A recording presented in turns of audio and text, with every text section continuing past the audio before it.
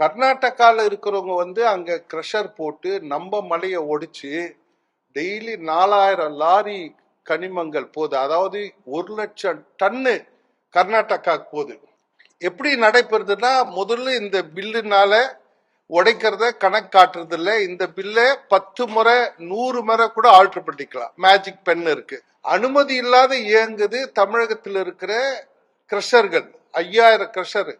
காஞ்சிபுரத்துல 162 இருக்கு. மலையே தெய்வமா கும்பிடுற திருவண்ணாமலை மாவட்டத்தில் தான் அதிக மலைகள் உடைக்கிறதுக்கு அனுமதி கொடுத்திருக்கா.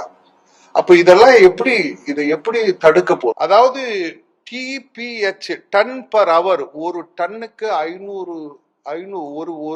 ஒரு அவருக்கு 500 டன் அறக்கக்கூடிய மிஷின்லாம் இருக்கு. இந்தியாலே எங்கேயும் கிடையாது, இங்கதான் இருக்கு. ஆனா மாவட்ட ஆட்சியருக்கு தெரியுமானா போய் பார்த்திருப்பாங்களா? இல்ல. இங்க செங்கல்பட்டுல இருக்கு ஒரு ஸ்டோன் குவாரி ஒண்ணு, ஸ்ரீவாரி ஸ்டோன்ஸ் பழைய அமைச்சர்து, செங்கல்பட்டுல இருக்கு. அங்கேயோ ஒரு அவருக்கு 500 டன் அறக்கூடிய இயந்திரம்லாம் இருக்கு. இந்த மாவட்ட ஆட்சியருக்கு தெரியுமா? யாருக்கு தெரியாது. போய் பார்த்திருப்பாங்களா?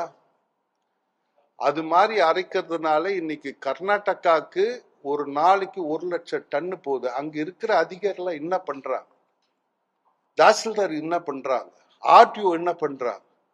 கலெக்டர் என்ன பண்றாங்க? கனிம வளத்துறை போய் கேட்டா நாங்க அனுமதி கொடுக்கல, பொல்யூஷன் தான் அனுமதி கொடுத்துன்றார். நேத்து கனிம வளத்துறை டைரக்டர் கேட்டா நீங்க போய் பொல்யூஷன் கேளுங்க. நான் சொன்ன பொல்யூஷன் அதிகாரி கேட்டா, சார் நான் அங்க பொல்யூட் ஆகுறது தான் என் வேலை, இந்த கனிமம் என் வேலை இல்லைன்றார்.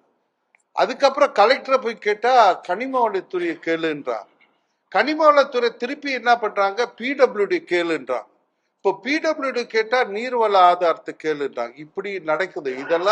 இதுல என்ன முக்கியமானது என்னன்னா, சட்டமே இது வரைக்கும் அரைச்சி எடுக்கிற இந்த 5000 கிரஷருக்கு இது வரைக்கும் ரூல்ஸே ஃப்ரேம் பண்ணல.